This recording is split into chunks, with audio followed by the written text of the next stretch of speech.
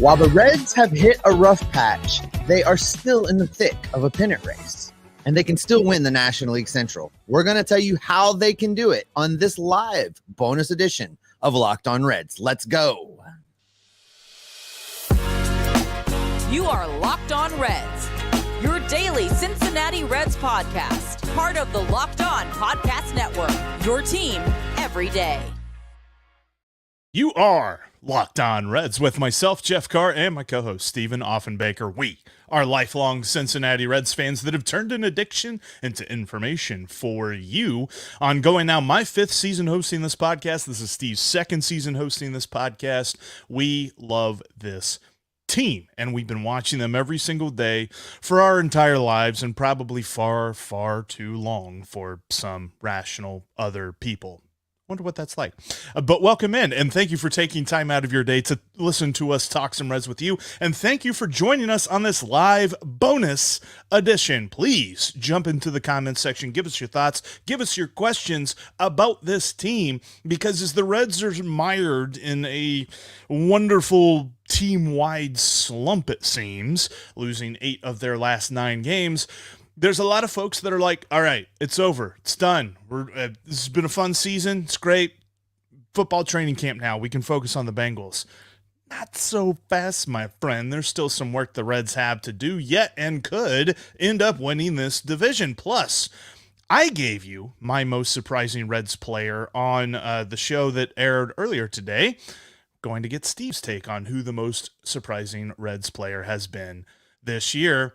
And then we're just going to dive into it. You're going to get to drive the ship here in just a few moments. Thanks for joining us here today. And Steve, as we go through this doldrums, the dog days of summer, as it were, for the Major League Baseball season, I think this is the part where we as Reds fans are just not accustomed to being in the race. We're not accustomed to seeing our players doing well, so that when they stop doing well, like they have the last 2 weeks or so, we're like, oh my gosh, something's wrong. Everything's on fire.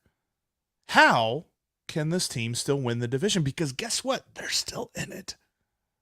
A couple things. Housekeeping note, happy birthday to Brady here. Thanks for listening and being an everydayer from Louisville, Kentucky. We appreciate you. Before I get into your answer of how they can win the National League Central, I meant to tell you I wanted to do this before we started, and I forgot. I want to shout out everybody that's reaching out to me in the DMs on Twitter, asking how things are here in Hawaii. I know y'all are seeing the news. I'm on the Big Island. Our fires are now contained. The Hawaii County Fire Department did an amazing job. No homes were lost. There were a couple support structures lost at one of the hotels down here on the coast. The fires got about 30 minutes away from me, but the fire department knocked it down. Everyone here is good. I know you're seeing the news. Maui is not faring well at all. The town of Lahaina is gone. 36 deaths and counting over there. They're in big need there right now. Fire crews, FEMA, National Guard, everybody is still working on getting things under control on Maui.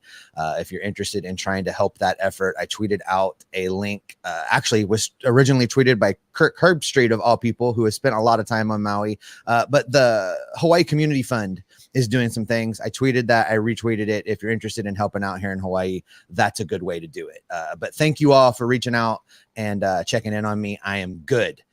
Now, back to Reds baseball. Thanks for letting me hijack there for a second, Jeff. How can the Reds win this division? Well, first thing they can do is stop blowing leads. The bullpen has got to get its act together, and that is actually going to be a byproduct of what they can really do to get things together, which is get Hunter Green back on this team from Louisville, get Luke Weaver out of this rotation, get Ben Lively into the bullpen when he comes back from the injured list to strengthen the middle innings.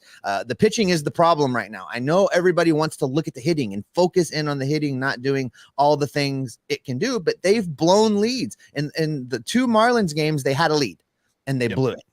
So, they're scoring runs still. They're getting on base. Are they doing it at the clip they were doing it before? No, and that's to be expected. There are ebbs and flows in a baseball season. There are, great run producing batches, and then there are times things slack off. But the pitchers have to hold a lead. For me, that's where it comes down to. So they're going to have to survive another week, 10 days before Hunter Green returns. And then I think we'll start to see a tide change. What's going to happen then is they're going to have to maximize their opportunities. They're going to have to hold on to every lead that they get. I think they've exhausted their share of blown games this year. If they're going to win this division, once the rotation settles out a little bit, they are going to have to dig in and treat every game like it's a playoff game.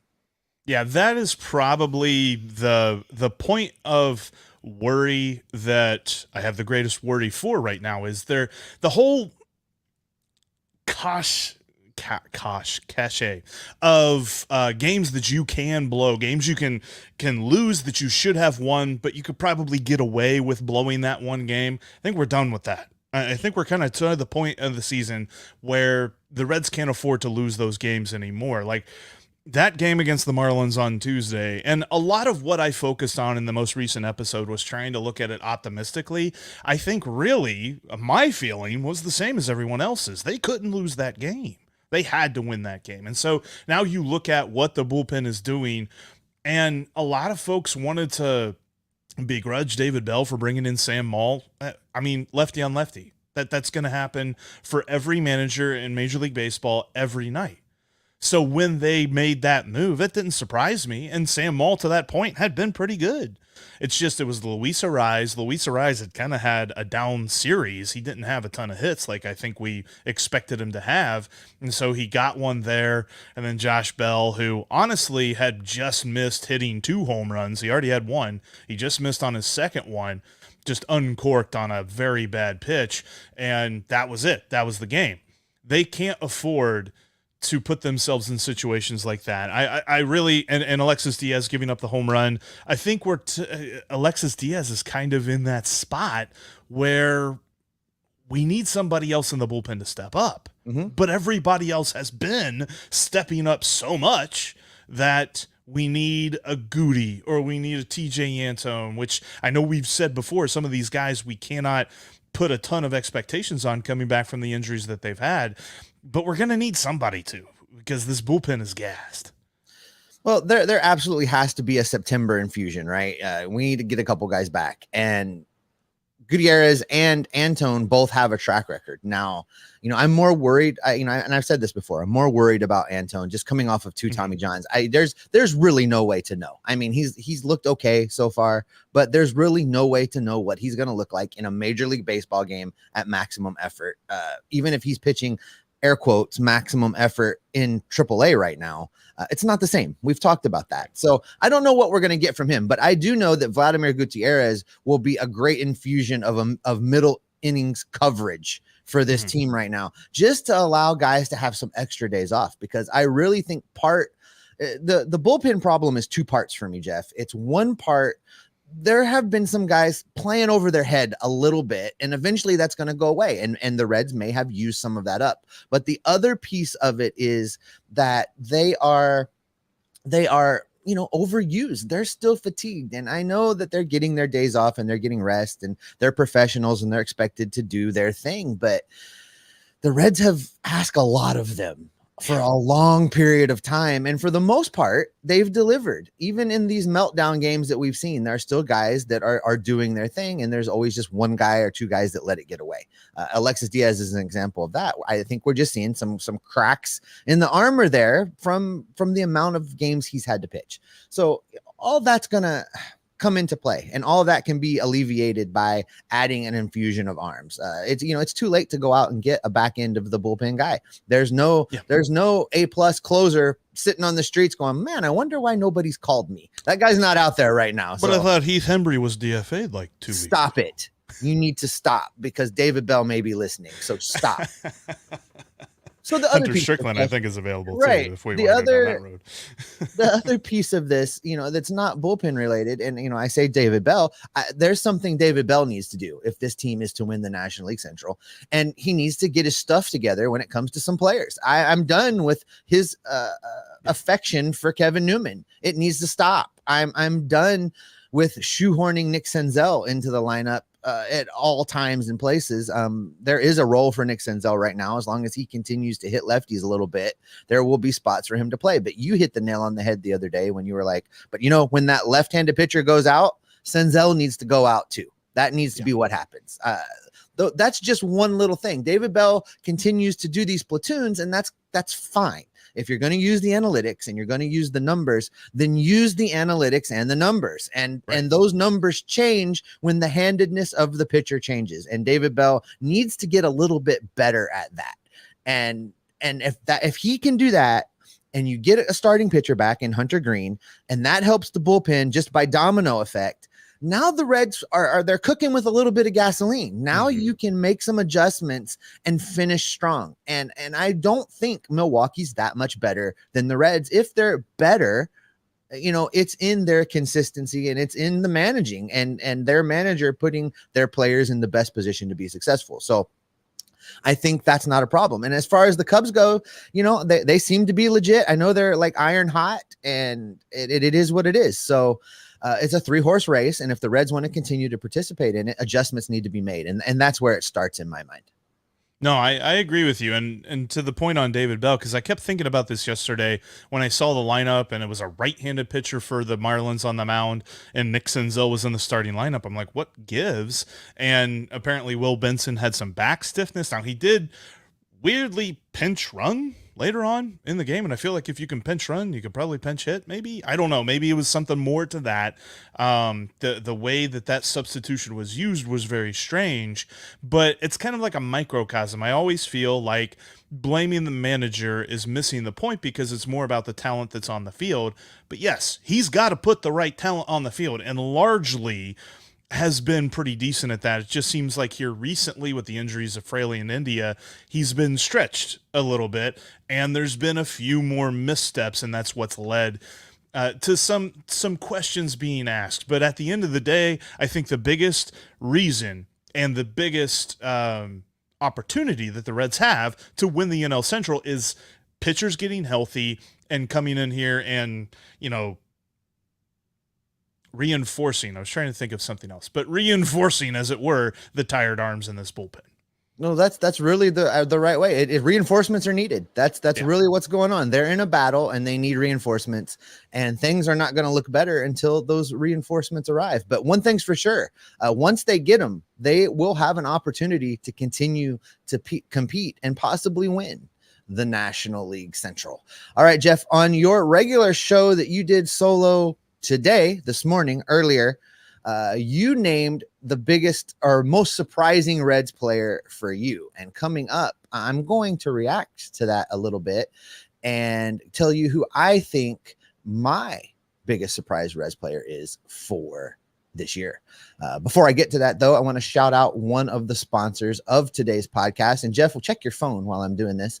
I am going to shout out one of the sponsors of today's podcast. That is Gametime. You can snag tickets without the stress at Gametime. Gametime lets you get last-minute tickets at cheap prices. All you have to do is download the Gametime app, create an account, and use the promo code Locked On MLB for $20 off your first purchase. That's right. In addition to the already cheap prices, you'll get $20 off using the promo code Locked On MLB. Jeff and I use this app all the time. We've told you, anytime I'm in town, Jeff and I tend to become foodies and run around and hit all the spots and then stroll our way to the ball game. And we'll be sitting at dinner pregame and paying our bill, and about that time we jump on the Gametime app, find some really cheap deals, and then just walk on over to the ballpark, getting seats for sometimes half of what everybody else is paying for their seats. So download the Gametime app and create that account, and make sure you use the promo code Locked On MLB for $20 off your first purchase. Terms do apply, so make sure you read the fine print. But this is a really reliable, safe company. They have delivered every single time Jeff and I have used them. So just create that account, redeem the code Locked On MLB for $20 off. Download Gametime today. Last minute tickets, lowest prices guaranteed.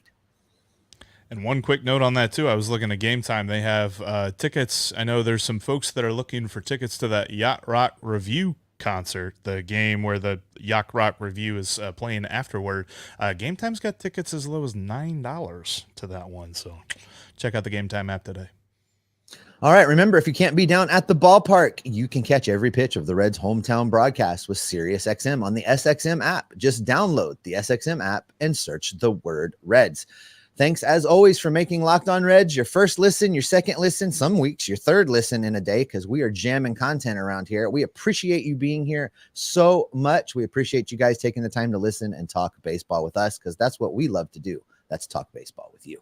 All right, Jeff, let's get into the biggest surprise Red. So for folks that may not have had an opportunity yet to listen to your solo show today, go ahead and recap for us your biggest surprise player of the 2023 baseball season. It's TJ Friedel, because here's the deal. Most surprise means guy who you didn't necessarily expect to be as good as he is. I think TJ Friedel fits that for just about everybody involved, including the Cincinnati Reds and including the 29 other Major League Baseball teams, because he was never drafted. He was assigned as an undrafted free agent. He was never on any top prospect list. And now, spot the lie, dude's an everyday outfielder. And there's no reason to keep him out of the lineup at this point. And he, at least entering Wednesday, he was the 12th highest batting average in the league. It's just his performance this season has been so surprising in such a good way. All right, that's fair.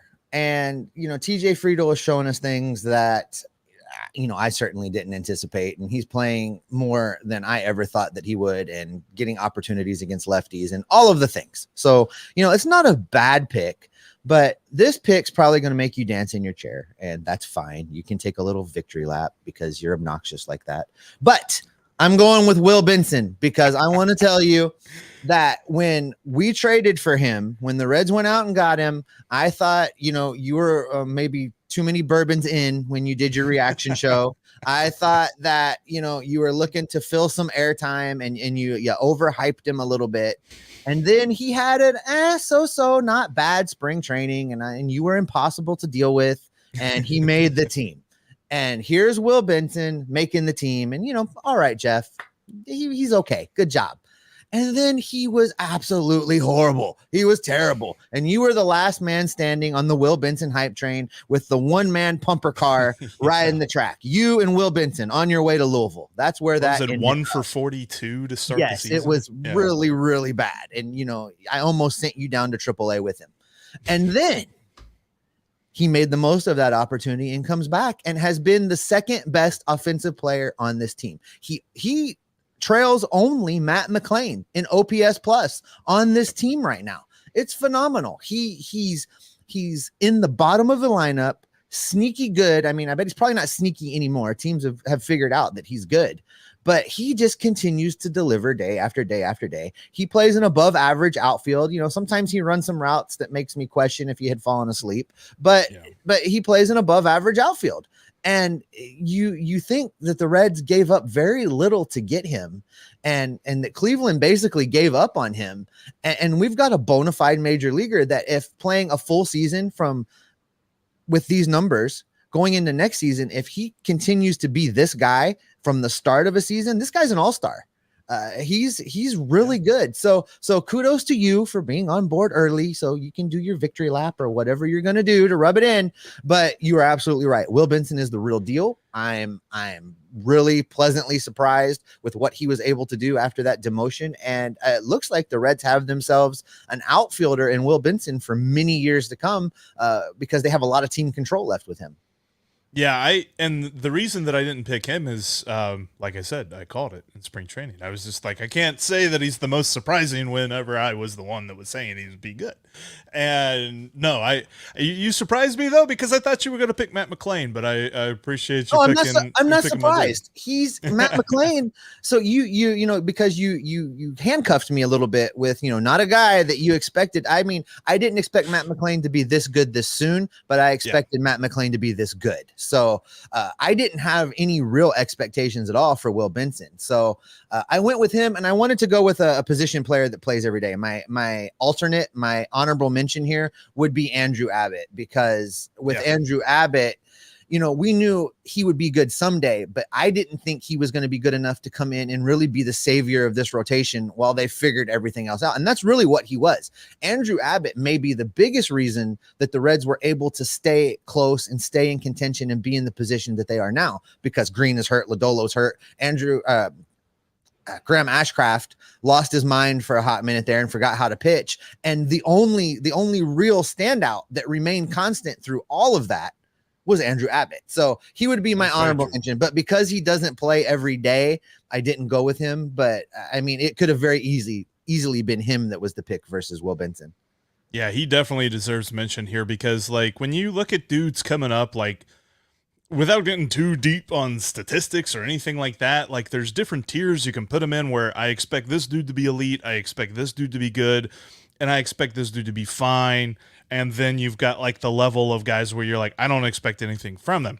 I think Andrew Abbott was firmly in the like fine area, maybe even on the borderline of good, but we weren't expecting elite, and he is elite. Now he's had a couple of tough starts here recently. We're going to see if he can get right on Friday night in Pittsburgh, but overall, yeah, he absolutely deserves mention here. But no, you're right. I think for most folks who didn't just look at Will Benson's profile the moment that the Reds traded for him and just swoon like I did, they're all like, whoa, swoon. That's a good word. Yeah, you did a little bit more than swoon, but okay.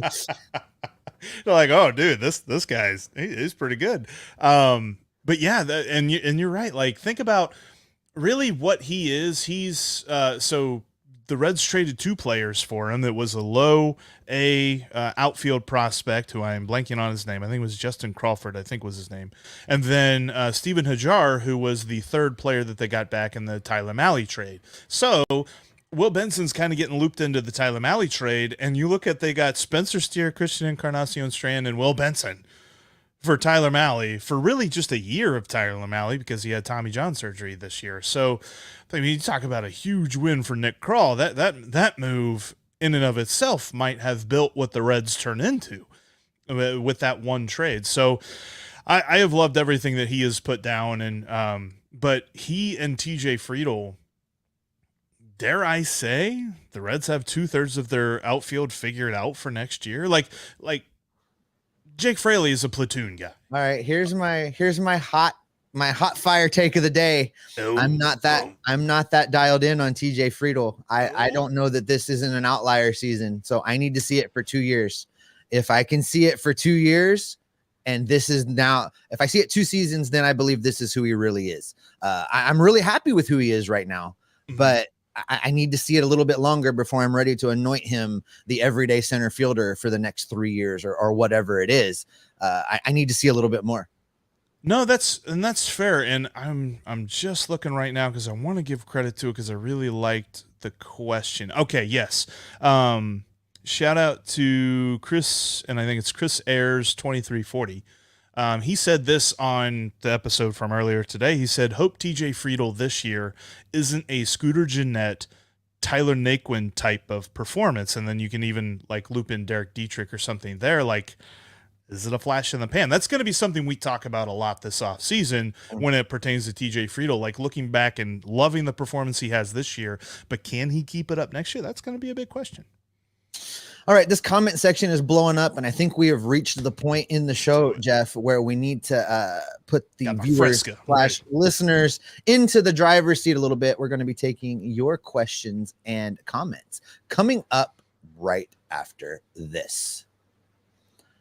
All right, you can follow the podcast on all platforms, including YouTube. I know you're here with us on YouTube right now for this live edition. If you haven't done so, click the subscribe and notification bells so that you never miss anything we do here on the YouTube feed.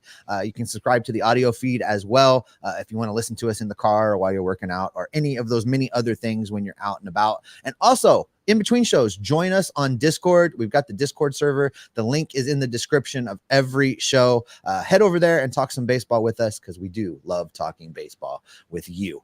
All right, Jeff, this is my favorite part. Let's get into some of these questions and comments. I'm going to scroll back up to the top here and just try and get on where we're at here. Greg Hughes, we'll go with him. He thinks growing pains for a young teams, be happy with 75 to 80 wins with the sophomore season jinx looming on the horizon, I guess, Greg. I don't think there's going to be. This is interesting. I've started to see this a little bit when people talk about the Reds competition window, and people are starting to point towards a worry for a sophomore slump.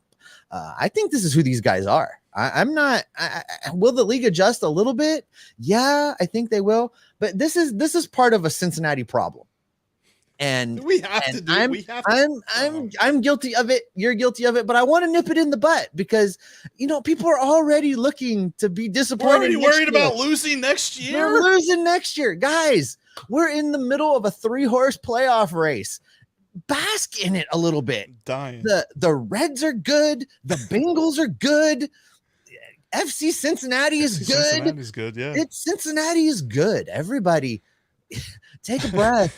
Enjoy the playoffs, folks. Enjoy meaningful August and September baseball. And will they ultimately not make the playoffs? Maybe. Will there be problems that next year? Could be. Who cares? They're in a pennant race. Let's enjoy the pennant race.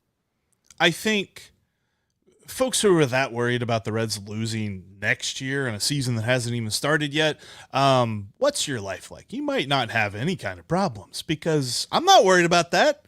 I mean, I might be a little bit worried about how this offseason moves. I don't necessarily think the Reds need a ton of huge moves this offseason to right the roster, but they're definitely going to have to make some additions to the bullpen, maybe get some depth in the outfield or something like that. I mean, I don't know, maybe Stuart Fairchild can be outfield depth for them, but I think at the end of the day, it is going to require Nick Krall to invest in this roster. It's going to require him to get the okay from up top to put the investment in this roster. And sure, that might be where your worry is coming from.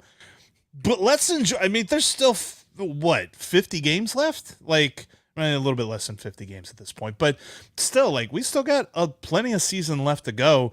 And you could have a very nice run through the rest of August and September and win this division. And if you're telling me you're going to be worried about what happens next year and if they're going to lose next year, then I don't even know what to say to that. And you know what? And Greg Hughes is an everydayer. Yep. And we're not picking on you, Greg, but I've seen it so many places on Twitter and elsewhere that I wanted to try and dial people back in on a pennant race. I want to talk about a pennant race. Danny New says the Reds are 2 wins away from last year's total. They are playing with house money. They'll be just fine. Amen. Hey, we are only 6 wins away from me cashing in my take the over, and we're going to get there. I have no doubt. I am super excited about that. I think that, nobody, Jeff and I saw this coming, but nobody saw it coming quite this quickly. I think Nick Krall's plan was really to invest in bullpen and a couple bench role players this coming offseason before the Reds were this good.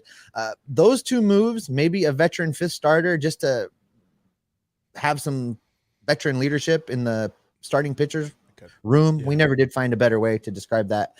That's always been the plan. Like a starting pitcher, Mr. Miyagi or something, somebody who's going to kind of lead the rest of the young guys and be that stabilizing force in the middle of the rotation or back end of the rotation, something like that. Honestly, I really would like it if it was just Wade Miley. Wade Miley would fit perfectly in that role, I think. But at the end of the day, this team is just a few moves away from being what we thought. And yeah, they're only 6 wins away from cashing in on the over. We're only 20 wins away from cashing in the couple of bucks I threw on the 80+ wins and the plus. How far are you? The steak dinner. Oh, the steak dinners. We're already making reservations for that thing. Yeah, it's happening. Hey, Johnny checks in. A little love for us, Jeff. He says, thanks God for us. Well, we love you too, Johnny. He says that we are his only and best source for Reds baseball, and he's an everydayer. Johnny, we appreciate you being here, my friend. Really do love you guys being here. All right. Next one up. Matthew says Connor Phillips for a 6-man rotation. You guys, you know how much I love a good 6-man rotation. They've never done it. I wish they would. What do you think about this? I'm being accused of breaking Connor Phillips, by the way. Yes, you are. I did not Talk to him, and he has a bad start. I did not give him any off-air pitching instruction. That was not me. Okay? Didn't George Costanza him? I did not do that. I did not break Connor Phillips. But no, I like this idea for September with the call-ups. I think you bring up Connor Phillips, let him get a couple big league starts under his belt. Don't really count on him being around for the playoff push, but use him to do that thing I was talking about the last time you and I recorded together, Jeff, which is buy back a few Andrew Abbott starts for the postseason, right? Yep. Give somebody else a turn in the rotation, but have them just take a start from Andrew Abbott, and then you drop Andrew Abbott back in the next time through. Buy back those starts so that, what would normally be extra starts in the postseason are now just the wrap-up starts from the regular season, and protect his arm a little bit. I love that idea. It would not hurt my feelings at all if they went that direction.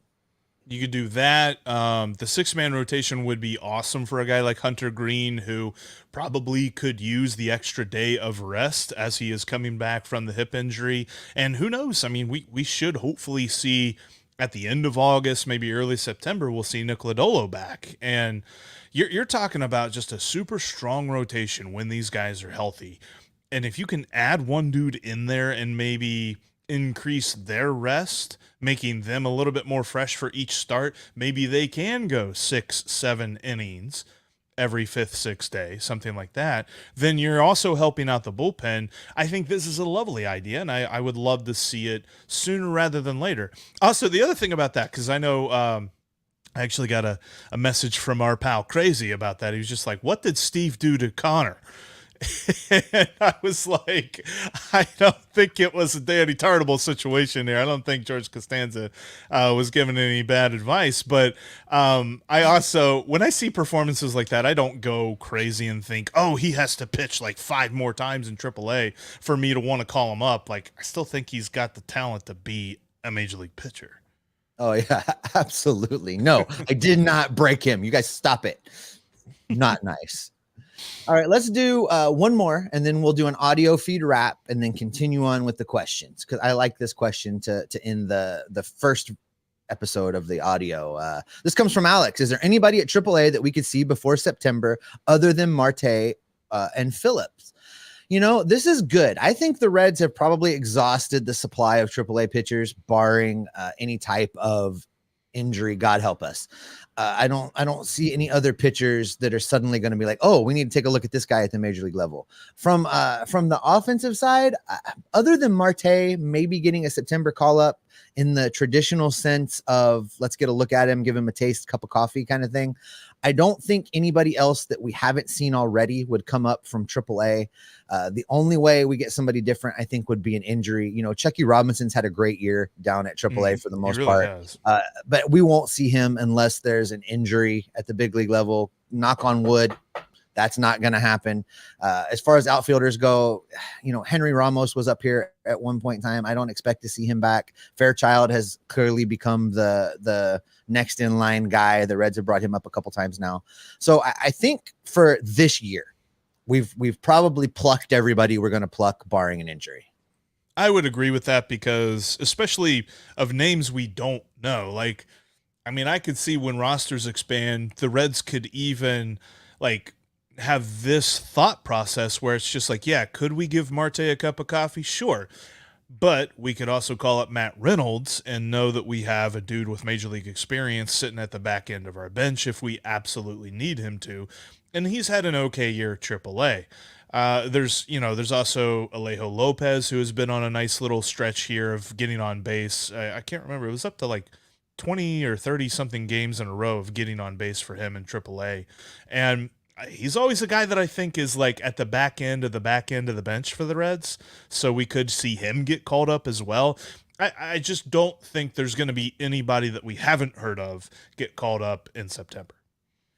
All right. For the audio only listeners, we're going to do a wrap right here and then continue on. So YouTube folks, don't go anywhere. Audio guys, there will be a bonus episode, bonus bonus episode in your feed with the rest of the Q&A for your listening enjoyment. But that's going to do it for this edition of Locked On Reds. Thanks so much for making Locked On Reds your first, second, third, fourth, fifth, sixth listen of the day. We appreciate you giving us your time and listening to us talk Reds baseball. We will be back in your feeds tomorrow with a crossover episode with Ethan Smith from the Pittsburgh Pirates, Locked On Pirates. So make sure you check that out. We love harassing Ethan.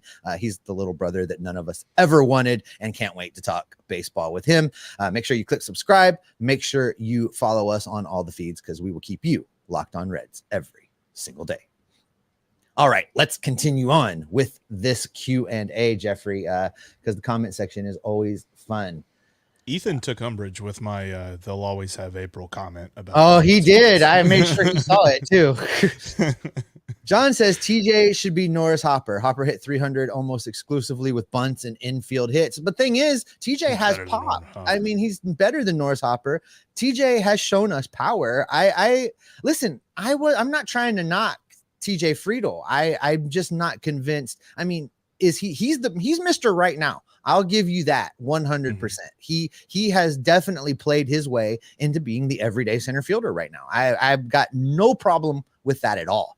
I'm just not ready to label him our everyday center fielder for the rest of the team control period until he shows me a little bit more. And he may very well do that. And then Jeff gets to gloat again that he was early on board the TJ Friedl hype train. But I need to see a little bit more. That's what I'm saying.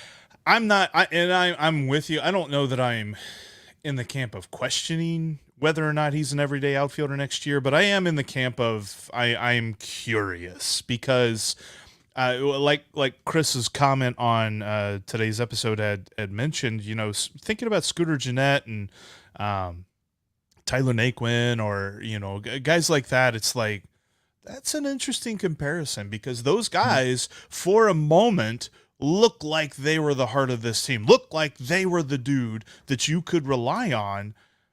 And then that just never really went anywhere past that one season. And, like you always joke about, oh, well, they'll always have April. Some guys always have that 1 year of their career that you're like, whoa. And then they just kind of fade into obscurity a little bit. I'm not saying that's what's going to happen to TJ Friedl, but he is going to be a guy that all off season we're going to question, can he do it again? Here's a name we didn't mention talking about guys that could come up from AAA, and Hollywood reminds us that Jose Barrero is sitting down in Louisville. Are you interested in a Jose Barrero reunion for the September playoff push? Why or why not, Jeffrey? I'm not. Just shaking your head. He went down to AAA, and he actually like one of the things that I think was most frustrating about Jose Barrero for the last couple of years is that he wouldn't do it in the majors, and then he'd go down to AAA and he'd set AAA on fire. He's not even doing that now. He's not hitting very well in AAA. Like he'll uncork a homer every now and then, but consistency wise, he doesn't even have that consistency at the plate in AAA now. And that's been his biggest question in his short time. Make no mistake about it, I don't think that he has gotten what you would consider to be a fair shake in the major leagues, but I don't think that there's any room for him to figure that out here in Cincinnati. I think if he's going to do that, it's going to be for another team. Matthew checks in and says, India leading off again. Is India going to be the leadoff hitter when he comes back? Do you want India to be the leadoff hitter when he comes back? Because he was much more successful up there than he was pretty much anywhere else in the lineup. I think I'm one play. Yeah. I think I'm 100% in the camp that I want TJ Friedl to lead off. I think he has the ability to get on base in every stretch of I think he's better at getting on base than Jonathan India is. And I don't know that I would have said that preseason. So because I know that India is going to play, as long as Jonathan India is a member of this team, India is going to play, whether it's second base or DH. Yeah. That's just the way it's going to be. With him coming back, I bat him leadoff. He's had his most success there, and maybe it's a little bit of an ego thing for him. I don't know why it is what it is, but there's enough of a sample size to know he just performs better up there. So for me, with him back in the lineup, I go India, I go Friedl, I go McLean. I move Ellie down like we talked about earlier this week. get him behind Votto, maybe in the lineup, put people in positions to be the most successful. I think by doing it that way, you help give Ellie time to fix whatever is going on with Ellie. And again, you know what? Ellie. Saw people bashing on Ellie yesterday, and he was like 2 for 4, 2 for 5. Was 2 hits? Yeah. He had a 2-hit game, and people are mad. Stop it. He should have had 3 hits because one. Right. And mad at Ellie. And he's 21 years old. And one of his outs was a line drive scorched off the bat right at the first baseman. Like Josh Bell didn't even have to move, and he caught it. It's just, a little bit of bad luck there. But he is a guy that, he's going to pop off and go crazy because he's got way too much talent. Like, people want to focus in so hard on the strikeouts. The patience will come. I was not a patient 21-year-old, so why on earth am I expecting Ellie De La Cruz to be a patient 21-year-old? That's just, he's gonna get better. It's gonna be fine. Here's why I like this live feed, Jeff, because Hollywood is in the comments. Like, he wants to keep talking about Jose Barrero, and I think he's done some legwork here, so we're gonna. Jose Barrero has a 123 WRC plus in AAA this year, hitting 278, 360, 570, and 175 plate appearances. That's not nothing. Must have been looking at somebody else then. Oh well. I don't know. If those are the numbers, I can't jump on and check them real quick, but let's just assume those are the numbers. And I'm not saying, I think what happened was I was looking at a different player's stats and my mind mixed up the numbers. So, okay, I'm wrong. He's setting AAA on fire. Still not interested. Well, okay, he's setting AAA on fire. You would rather have Matt Reynolds as your bottom of the bench, back of the bench guy than Jose Barrero? I think those two, because you said Matt Reynolds a little while ago. I did. As your major league experienced end of the bench, like, oh shit, we got to pick somebody else. Well, you've played before. Come on, guy. You would rather have Reynolds than Barrero? Yes, because I think that Jose Barrero's got some sort of mental block in him when he comes up to Great American Ballpark, because we saw the hitting not get better and simultaneously the fielding also get worse while he was, getting everyday playing time. So I don't know, maybe he could come up and have a Will Benson, but there's been a couple of times that Jose Barrero has been sent down and brought back up, and we haven't seen that yet. So I don't know that I would expect anything different from him if they brought him up again. Debbie Brown, love Debbie Brown in the chat. She's always super positive, and I know she's an everydayer because pretty much every live show we see her here. She says they're losing because they're tired, and these days off will help them. This is not a bad point. They played a lot of games since the All-Star break, and I do think they need some days off. I actually hope that coming out of this off day to start this series with Pittsburgh, that a couple guys get a second day off. I would love to see Ellie out of the lineup to start things off in Pittsburgh. I would love to see Matt McClain out of the lineup, because there's a guy that's not going to miss very many games. I think he had missed 3 games since his call up. So this would be an opportunity to give a couple players like that back-to-back days off. I like that idea. Because as this playoff race continues to push forward and we get into September, into the dog days, guys are going to get tired. So you're going to have to maximize this rest. I would not hurt my feelings at all to see something like that happen. What's cool about this stretch, too, that they've gone through, and I think somebody said because of the doubleheader with the Cubs, they've played 27 games in 27 days. What's cool about September, they have 5 scheduled off days in the month of September. They've got a lot of home games in September. It's going to be, although it's going to be a high stress month because they're going to be in the middle of the pennant race, it's also going to be set up schedulally to almost favor the Reds slightly. And I'm not saying we're not going to do the 2021 thing where we're just like, well, the level of competition, we're not going to do that. But the way that the calendar looks, I like the Reds' chances if they can maintain, a pretty close distance here through the month of August.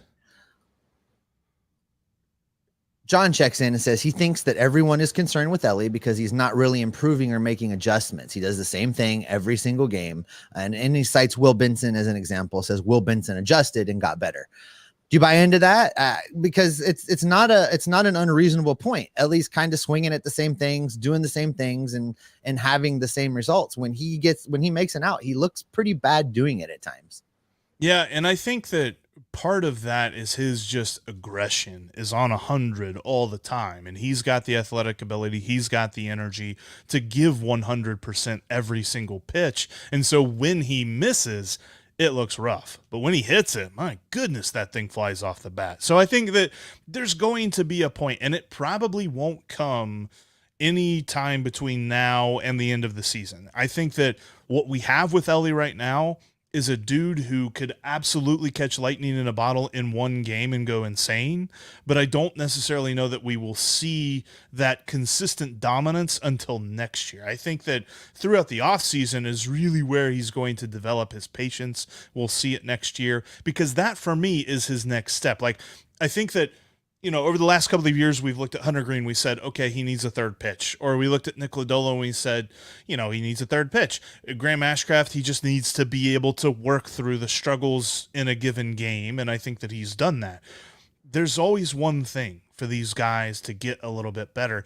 Ellie's is going to be add patience at the plate. He did so in AAA for the 150 at-bats that he got at AAA. And we saw those numbers just go off. I think over the course of the offseason, he's going to add that to his game at the major league level. Is he going to have a strikeout rate that everybody's going to love? No.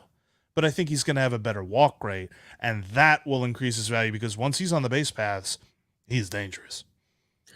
I want to give Hollywood just an opportunity to wrap up his thoughts here, because I really appreciate the whole Barrero conversation today. So Hollywood says that, you know, he's not saying those numbers from Barrero would translate to the major league.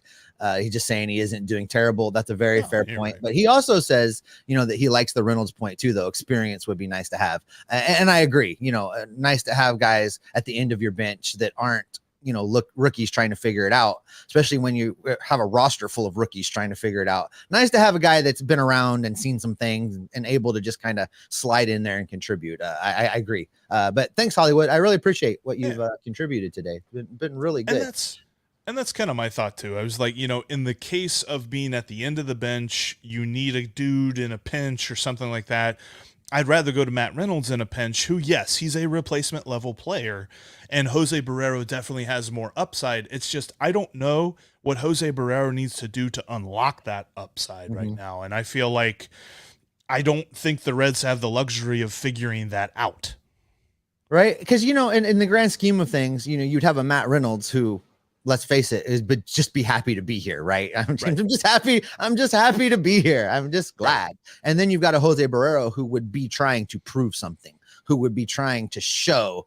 And that's where you get guys pressing and you get them swinging at things that they shouldn't be swinging at and doing things they shouldn't be doing. So I see the value in that. So it's a fair point. That was fun to talk a little bit about our old friend, Jose Barrero. Austin checks in. Austin Hunt says, is David Bell over managing? This is the thing that Jeff, you and I have been talking about since David Bell got here.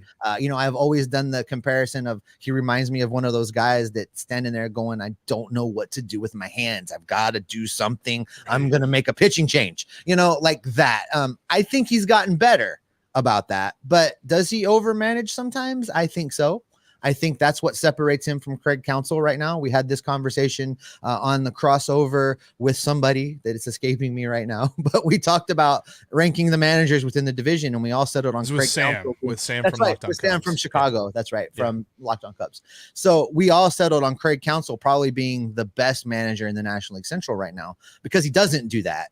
And David Bell being probably next in line within the division, just because he gets it right a lot of the times, but he still does that thing where, you know, why not let Williamson go out there one more inning or work through a jam? Why not let Graham Ashcraft do a thing? Why not? We ask that question a lot. And a lot of time it's when the moves don't work. And when they do work, we say, you know, David Bell knows the team better. So, you know, look at us. But I think David Bell still does have a tendency to overmanage just a little bit. And I don't necessarily know that the most recent loss can be attributed to overmanagement, but I do agree. There's sometimes where you're just like, okay, that was a little bit. I think the Will Benson pinch running when he probably should have pinch hit for Nick Senzel at the plate at that moment, I think that's a little bit of David Bell going like, okay, like, the Charlie Day thing from It's Always Sunny in Philadelphia. Like, he's like, who in the world is this guy? Like, I don't think that's what happened in the relief pitching decisions, because it is a very easy, like, every manager in Major League Baseball sees Luis Arias coming to the plate, who is a left-handed hitter. They've got their left-hand reliever ready in the bullpen, who up until that day had looked pretty good in a Reds uniform. And so you're just like, okay, he's going to get Arias to hit a ground ball or something like that, and we'll be good to go. But that didn't happen. It's just sometimes your dudes have to perform when you call on them. And that just didn't happen for David Bell on Tuesday or on Wednesday. Bassface checks in and says, Will Benson got sent down for a reason, and he was playing bad, and he got sent down to make an adjustment. He asks, is Ellie going to get sit down to figure it out? And he says, yeah, I didn't think so. And you shake your head while you're reading it. No. And honestly, this feeds into the thing I was saying the other day, Jeff. Our expectations of Ellie De La Cruz are part of the problem, because Will Benson got sent down, and when we talked, he was 1 for 40 something. I mean, it was bad. It was so bad. It was beyond bad. Ellie De La Cruz right now in 225 big league at bats is hitting 262 with 9 home runs, 22 RBIs, 17 stolen bases, and an OPS of 756. That's a far cry from 1 for 40. Yeah. So no, they're not sending Ellie De La Cruz down. Ellie De La Cruz doesn't deserve to be sent down. Does he have things to work on?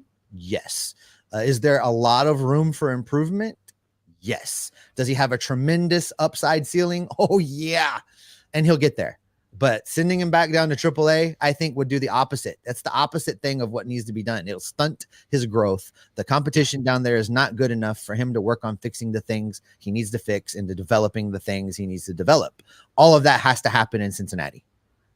And that's why he needs to be moved down in the lineup, because he needs to have maybe an at-bat or two less. Like, I was in the camp, he needs to get the most at-bats on the team. Now, having seen him get the most at-bats on the team, I'm like, okay, maybe he needs to slow down a little bit, because his approach at the plate is to speed everything up. And there's not a single Major League ball player that ever said they did any good by speeding things up. It's about slowing the game down to your level. And, Ellie De La Cruz is much faster than most of us, so maybe that's why it looks like he's trying to speed things up. But at the end of the day, he's not going to learn how to do that at AAA. He's going to learn how to do that at the major leagues. And yeah, the difference here, and I see a lot of people wanting to compare him because of the strikeouts to Aristides Aquino. Aristides Aquino had to improve to become a usable everyday player. Ellie De La Cruz is that right now, and when he improves, he will be a top 5 player in the major leagues. That's where, and that's where our expectations have kind of done him unjustly, but he can get there. This isn't a situation of he is not an everyday player. He is absolutely an everyday player right now because of the things that he can do on a nightly basis. It's just with that, you're going to get some strikeouts, but yeah, I saw the comments too about people talking about, he struck out too much, he couldn't even put the ball in play. Guys, he had 2 hits last night. He had 2 hits yesterday afternoon, not last night. So it's going to be You were there. You were at that game, correct? I was there. Yeah. Mr. Big Wave, showing me my big wave from my spot. Thank you very much. I know you did that on purpose. Thanks for that. I was thinking of you. Yeah. Hey, Dave Brown checks in, and I don't know if you have the ability to get to what the pitches where Ellie's missing, but Dave is maintaining that Ellie has a problem with physical and mental fatigue, and that he's missing fastballs right now. I don't have the numbers. It seems that he's not getting fastballs just from the eye test. I don't have the numbers in front of me. Breaking pitches follow, and he isn't disciplined enough to lay off. I don't even know that they're starting him off with a lot of fastballs. Again, I don't have the breakdown in front of me to really refute this well, but if he's missing fastballs, he's sure not missing them ugly like he's missing the breaking balls. And I think that's why we focus on the breaking balls. Is he chasing? He's for sure chasing on the breaking pitches.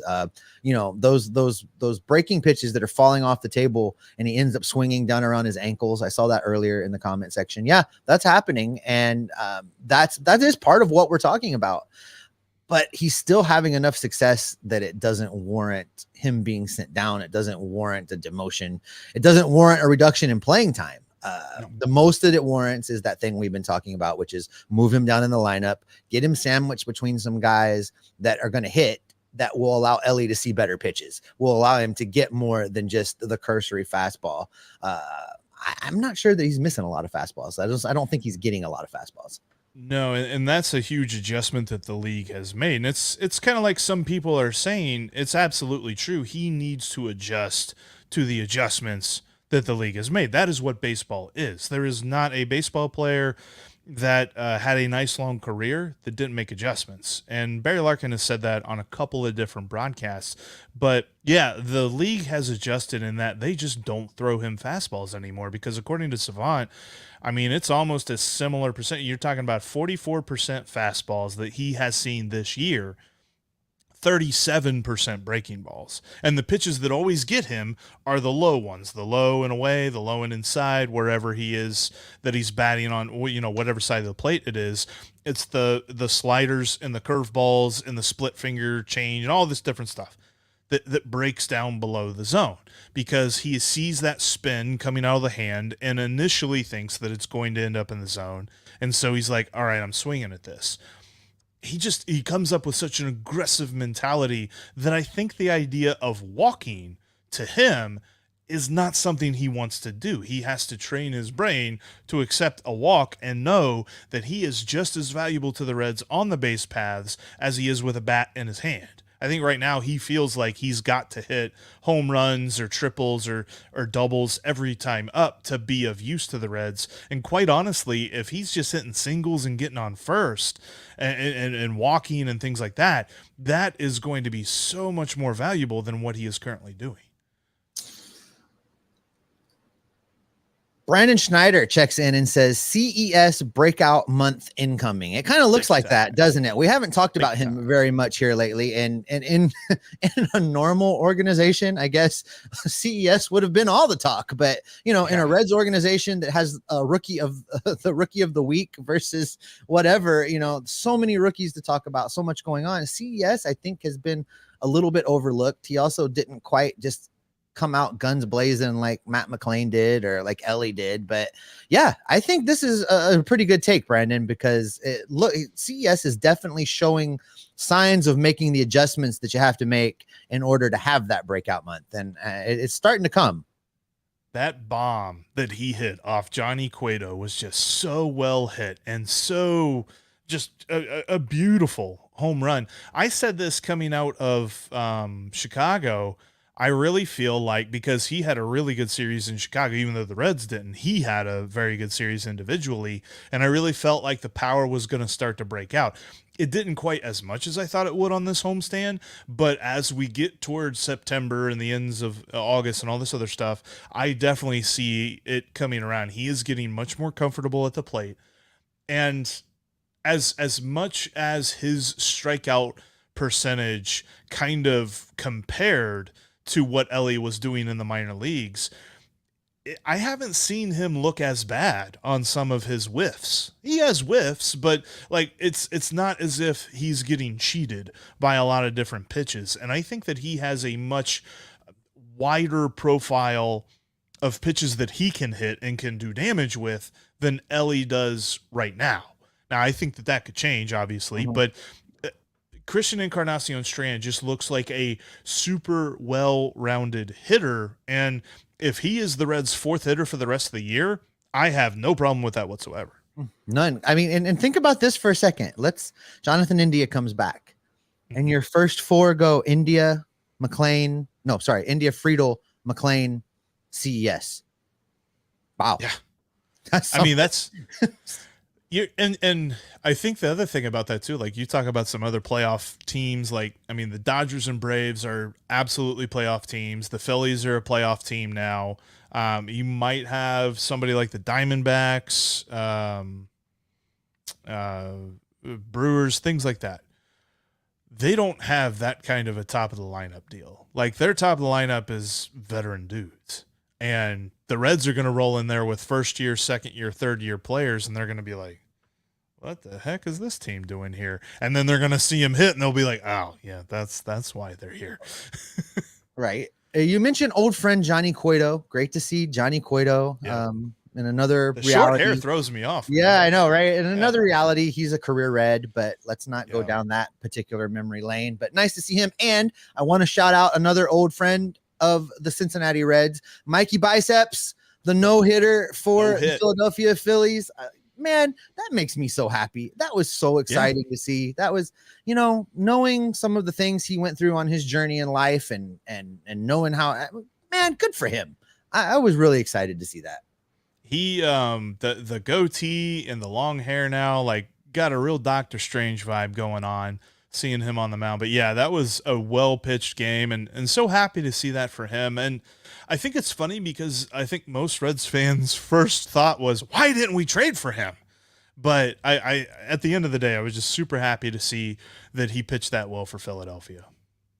All right, we have crossed now the 1 hour mark. So let's get to just a couple more things here. If you've got something that you've been considering commenting, drop it in there now, because we are about to get out of here. But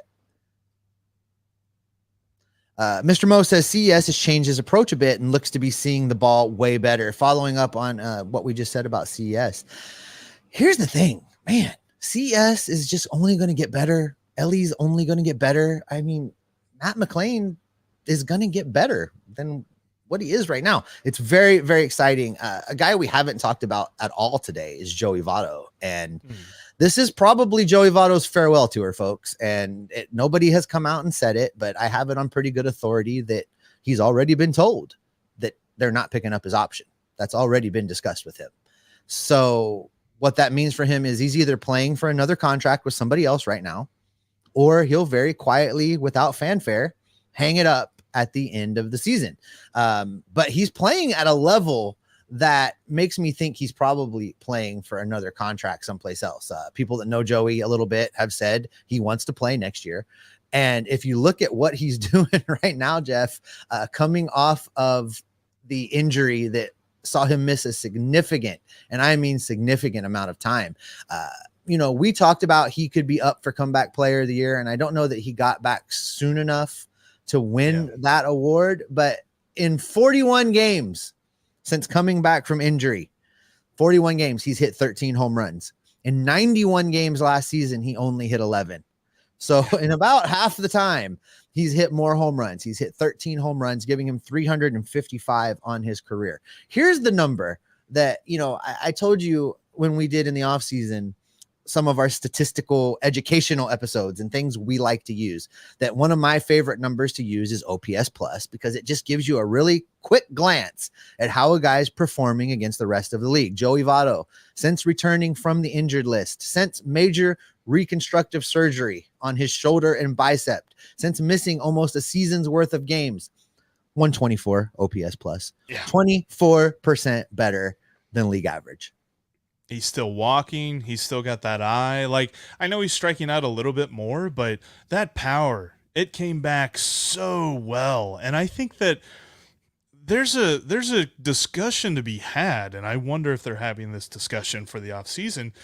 Could you bring him back on like a $10 million deal or something like that? And I think that that's out there because I don't think he wants to play anywhere else, and I don't think he wants to retire. So I don't think that means he's going to play for free, but I think that there is a reality where they bring him back in some fashion.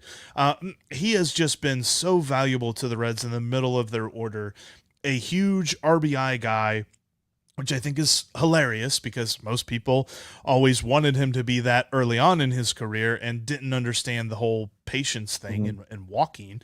But I think that he has been as valuable to this lineup as any other hitter. And I know that there's some weird takes out there of people that are saying, ever since he's come back, this team's been bad, which is wrong. It's not his fault.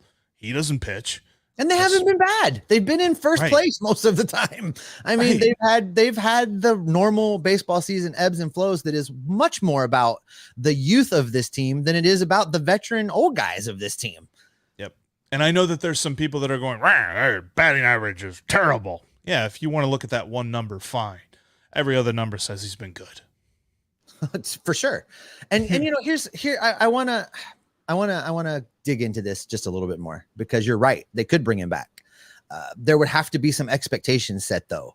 Yes. Joey would have to understand he would be coming back as a role player. Yep. The second piece of that is the money would have to be right. They're going to buy out his final option. That's going to cost them $8 million. They're going to write Joey Votto an $8 million check at the end of this season, one way or the other. So if he'll come back on a friendly deal that takes into account that they just gave him $8 million and he agrees to be a role player, that's a really valuable guy to have around, not only for some pop off the bench and spot starts at first base and DH opportunities against right-handed pitchers, but just having him around to continue to mentor these young guys. Yeah. That, you're talking about a player that would be in his 18th year of seeing major league pitching. The opportunity for all of these young players to access that database and talk hitting with Joey Votto day in and day out. And if Joey Votto can still go out there and deliver the occasional bomb, if Joey can still bang one more year, there's a way to make it happen. I'm for it. But again, there's a lot of ifs there. If Joey still thinks he's an everyday player, if Joey's idea of the 2024 baseball season is to be a starter and play 130, 140 games, then the Reds have to cut ties with him, and that will break my heart. It was going to hurt to see Joey Votto play in any other uniform. But there's a lane. There's an opportunity for Joey Votto to still be a part of the Reds and play. But a lot of things have to align, and that's a problem for Nick Krall in the offseason, because right now Joey's still doing it, and Joey's valuable for this team. And on that note, Jeff, I think that's where we should get out of here. But before we get out of here, don't forget that you can catch every pitch of the Reds hometown broadcast with SiriusXM. Just download the SXM app and search the word Reds. Thanks as always for making Locked On Reds your first listen every day. Every day is coming up on tomorrow's show. Ethan Smith from Locked On Pirates is going to join us, and I'm pretty sure he's going to be just hunky-dory about my comment of Pirates fans always having April. So make sure you join in and check out his reaction to all of that as we talk Reds Pirates this coming weekend. But until then, what can people expect from you and me, Steve?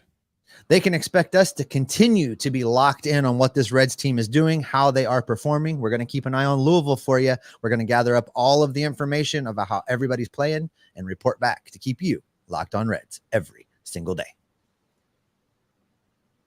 I wish we could record with Ethan in person. I would give him a wedgie and a wet willy and a noogie, and he's just that little brother you like to torment.